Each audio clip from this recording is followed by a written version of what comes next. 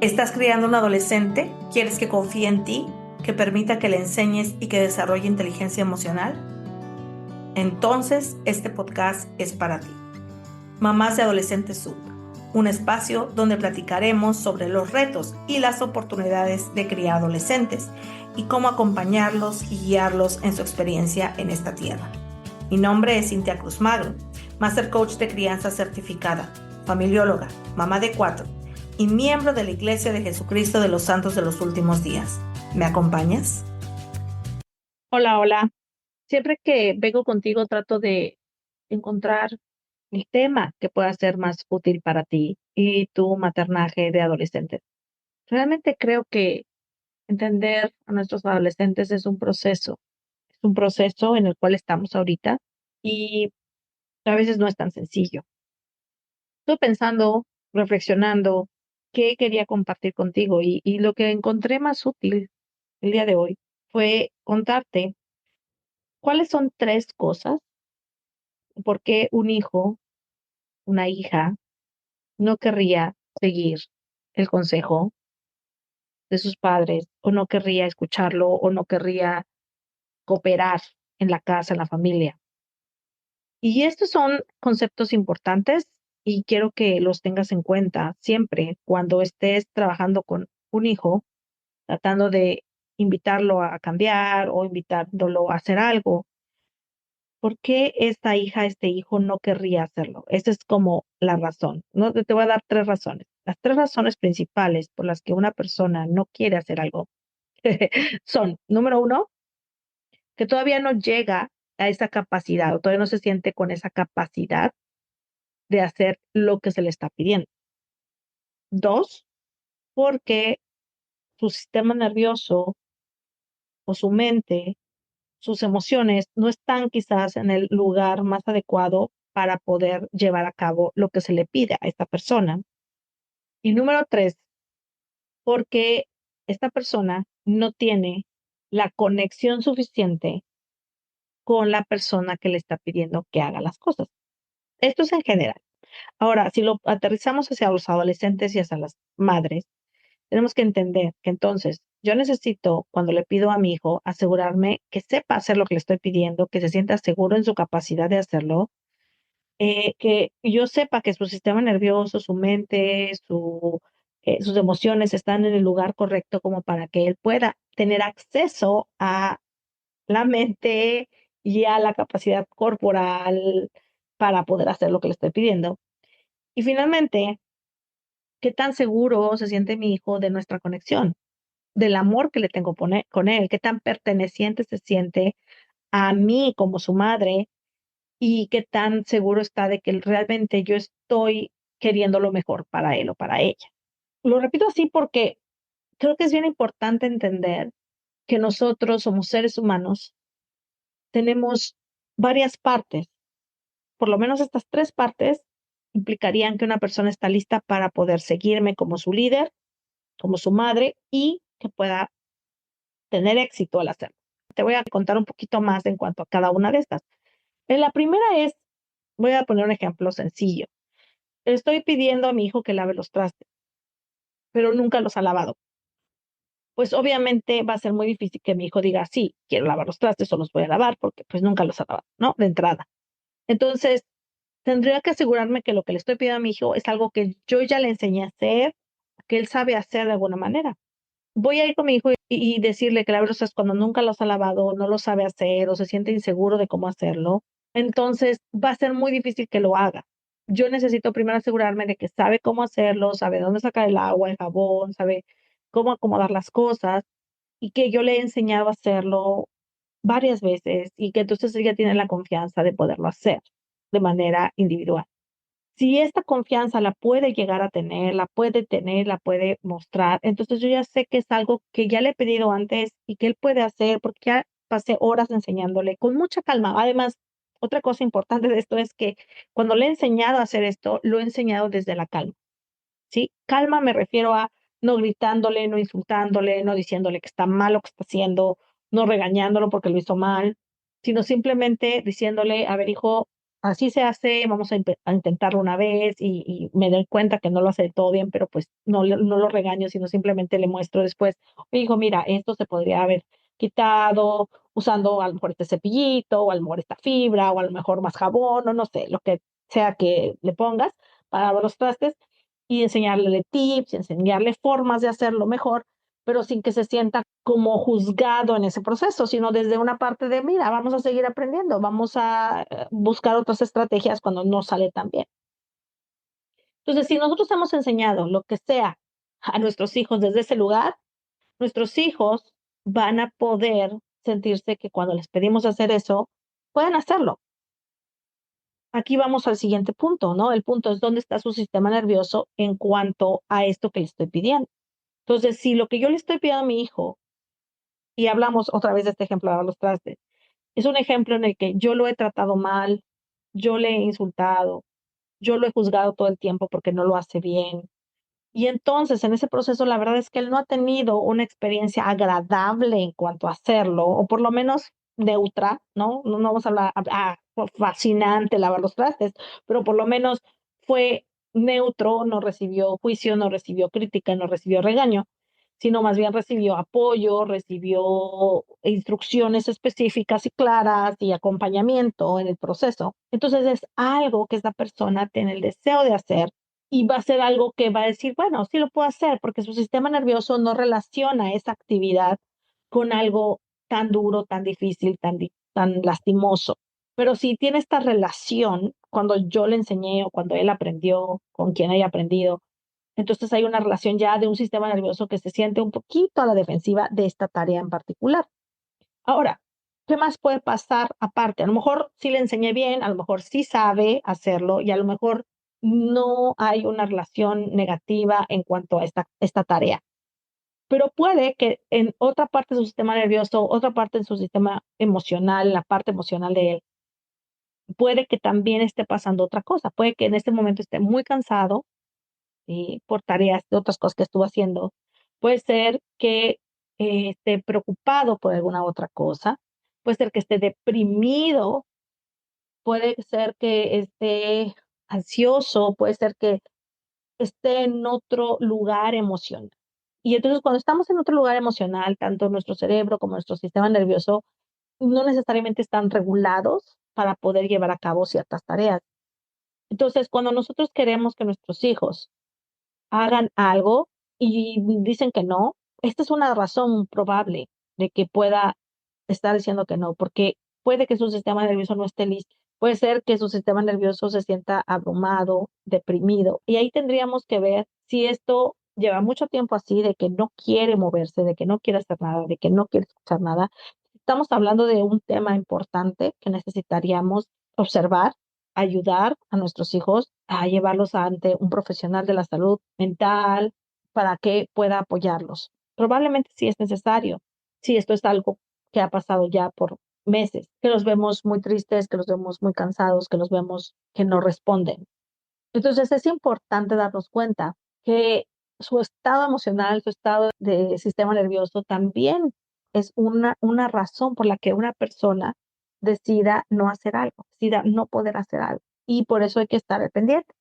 Ahora, esto puede ser nada más algo momentáneo, que de este momento no tenía la energía, la fuerza para hacerlo, ¿no? Me pasa a veces con mis hijos que acaban de regresar de la escuela, ya se cambiaron de ropa, pero pues están cansados de toda la presión escolar, de todo lo que vivieron en la escuela ese día. Y si inmediatamente yo empiezo a decirles, a ver, tienes que hacer esto, tienes que hacer el otro, tienes que hacer aquello, y no les doy ese espacio como de descanso, como de integración, como de decir, ok, está bien, ya regresamos, ya estamos en casa, ya. Entonces, va a ser muy difícil que quieran cooperar en la casa, que quieran hacer lo que se les indica, que quieran seguir las instrucciones. Y esto hablando de cosas muy sencillas y básicas, ¿no? Como hablamos de lavar los trastes, pero también podemos hablar de tarea, de, por ejemplo, ir a una actividad que necesitan ir y que no quieren ir, o de una clase que nosotros queremos que vayan. Es importante que entonces empecemos a ver, o sea, qué tan capaz se siente mi hijo de poder hacer lo que le pido. Y puse el ejemplo, como les dije, de los trastes, pero también podemos poner el ejemplo de ir a una clase. Y a lo mejor en esa clase se siente inseguro porque es una clase difícil, para su estilo de aprendizaje no le está ayudando, no puede aprender de esa manera que le están enseñando en esta clase, no está entendiendo lo que está leyendo, no se puede concentrar o se cansa demasiado y entonces ir a esa clase se siente como una tortura porque no se siente físicamente capaz de estar ahí. Pues aquí vemos cómo se van entrelazando, ¿no? Cómo se van entrelazando mi sentido de capacidad, de qué tan capaz me siento de estar en este lugar y de hacer esto que se me pide, qué tan en mi sistema nervioso me siento en un área que se llama social engagement en inglés y en español sería compromiso social, que es un estado del sistema nervioso en el cual yo me siento capaz de aprender y de desarrollarme y de hacer las cosas. Si yo, adolescente, voy a un lugar donde definitivamente no me siento seguro, no me siento capaz de hacer las cosas, claramente no voy a querer ir a ese lugar, ¿no? Voy a decir, mamá, no quiero ir ahí, por favor, no me lleves.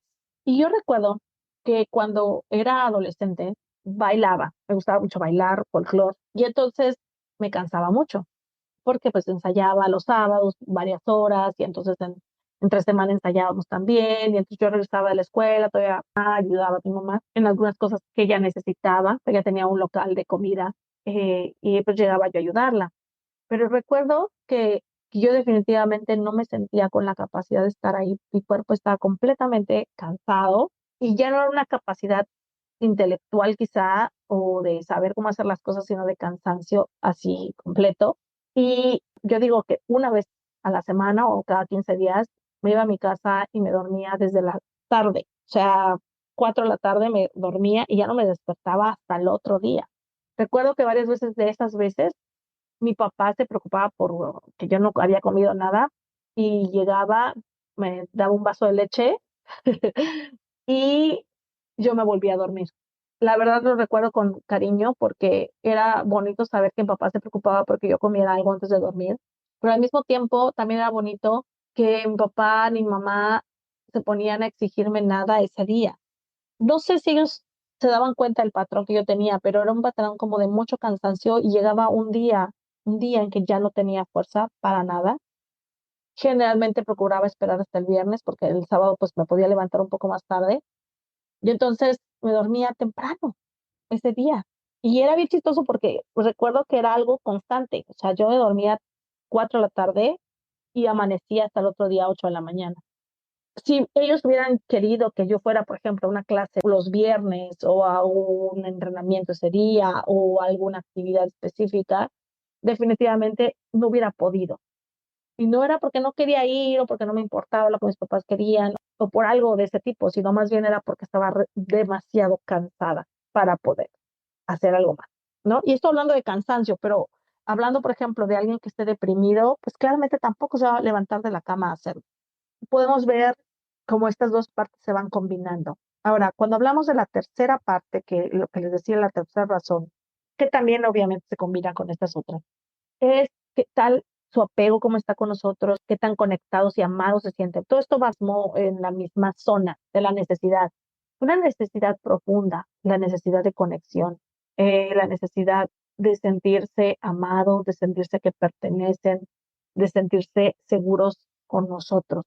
Entonces, si yo le pido a mi hijo que haga algo y sé que es capaz de hacerlo, y sé que ya descansó y que ya le di el break y que ya se siente como renovado, y le pido algo y no lo hace, y no quiere hacerlo y me dice que no lo va a hacer, entonces hay algo más profundo. Y esto es la conexión que sienten con nosotros, qué tan amados se sienten por nosotros. Y es que nosotros como madres sabemos que somos las que más amamos a nuestros hijos en este momento. Sabemos que estamos dispuestas a dar la vida por ellos.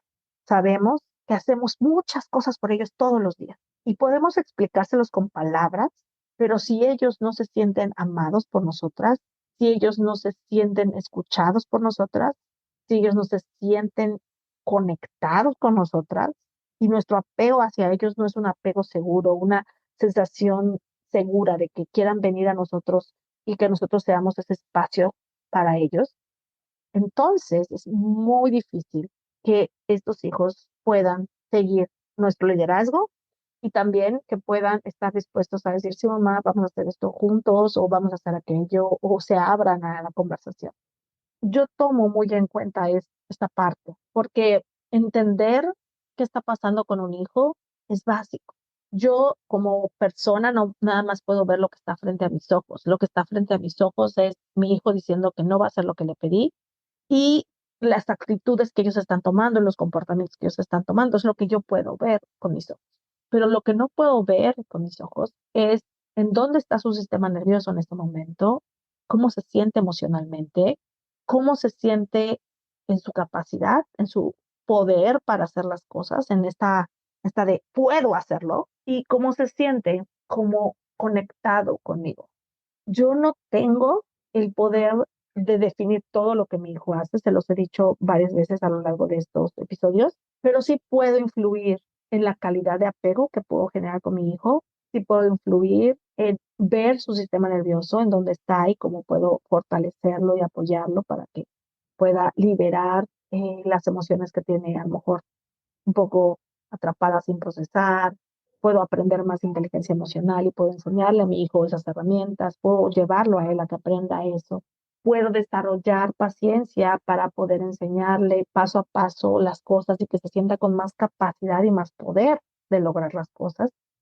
Entonces, yo como mamá tengo bastante influencia en todo esto, pero la mayoría de mamás, ¿qué hacemos? Cuando vemos que un hijo nos dice que no va a hacer lo que le pedimos, o nos damos por vencidas y nos derrotamos y sentimos que realmente estamos fallando completamente como madres, o nos peleamos con nuestros hijos y estamos peleando con ellos todo el tiempo, diciéndoles que están mal lo que están haciendo, que por qué no quieren hacer esto, que por qué no quieren hacer el otro. Nos peleamos tanto con ellos que no logramos impactar realmente su corazón, su sensación de capacidad, no enseñamos desde el lugar correcto. ¿Qué pasa? Que pues obviamente nos van a seguir diciendo que no y no van a querer seguirnos. Nuestro impacto radica qué tan conectados se sienten ellos a nosotros. No qué tanto nosotros sabemos o nosotras sabemos que los amamos, sino en qué tanto ellos están sintiendo que los amamos. Cada uno de estos puntos vamos a hablarlos, voy a hablarlos de manera independiente y de manera profunda en otros siguientes episodios, pero hoy sí quería mostrarte cuáles son nuestras tres razones principales por las que nuestros hijos nos dicen que no.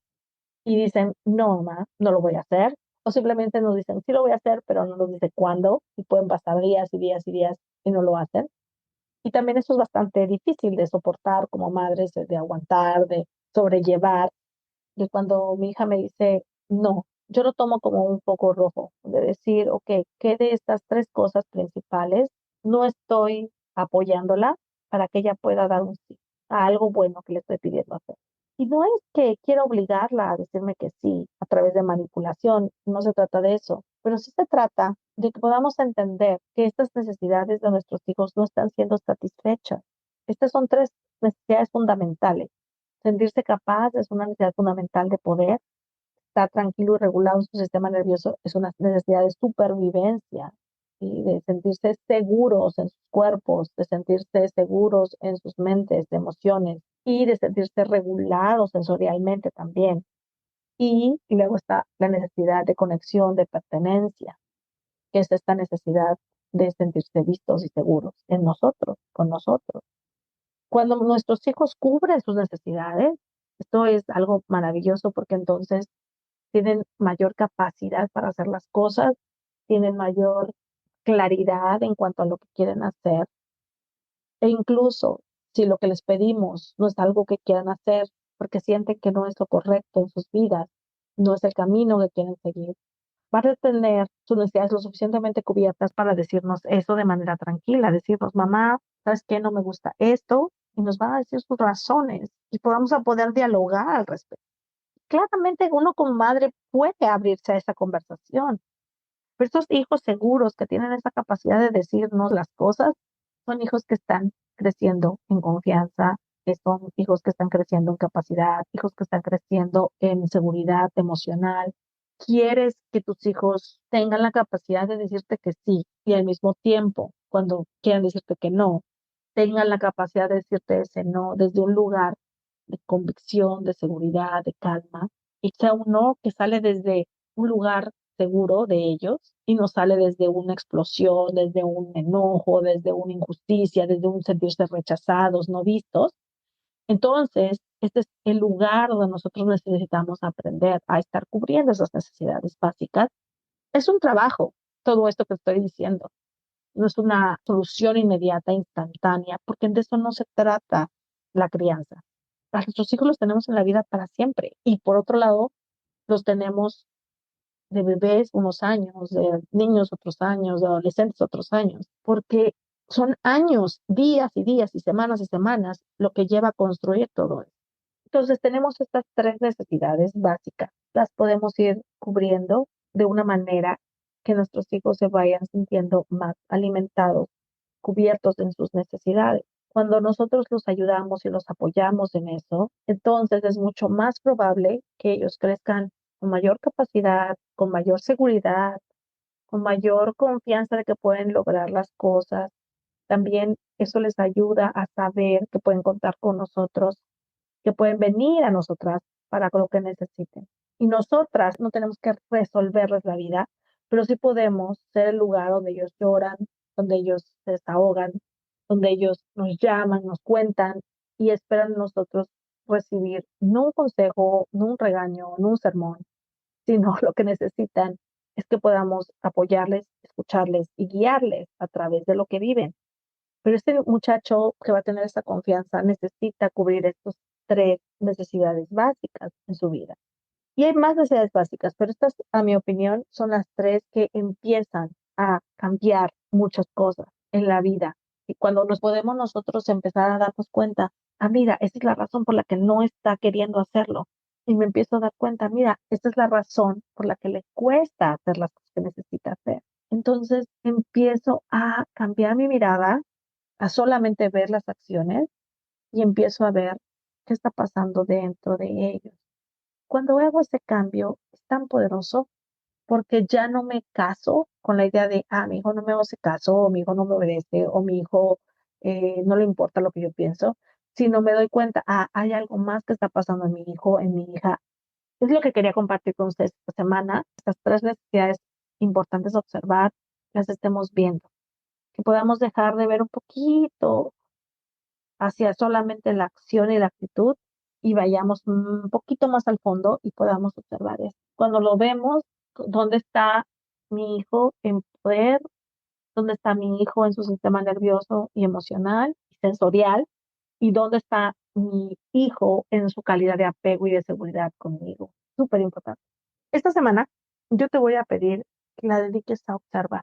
Observar dónde está en estos lugares que ya he mencionado y darte la oportunidad de no reaccionar ante sus actitudes, sino simplemente a observar qué de estas tres cosas necesitará mi hijo que me está faltando darle y que necesito empezar a darle o a hacer que él pueda dárselas a sí mismo de una manera efectiva y que entonces podamos ayudar a nuestros hijos a ser personas mucho más cooperativas y también personas mucho más asertivas igual, ¿no? En la forma en que responden. Y bueno, gracias por escucharme el día de hoy. Espero que este episodio te haya ayudado a reflexionar dónde están tus hijos en ese sentido y que lo puedas ver esta semana, ¿no? Y velo todos los días, pero empieza por esta semana. Te mando un gran abrazo, saludos, bye bye. Gracias por llegar hasta aquí. Si algo de lo que has escuchado en este podcast resuena contigo y te interesa trabajar en tu transformación como mamá o en tu relación con alguno de tus hijos, yo te puedo ayudar. Mándame un mensaje directo en Instagram o Facebook a Mamás en Transformación y nos pondremos de acuerdo para una mini sesión gratuita. Hasta pronto.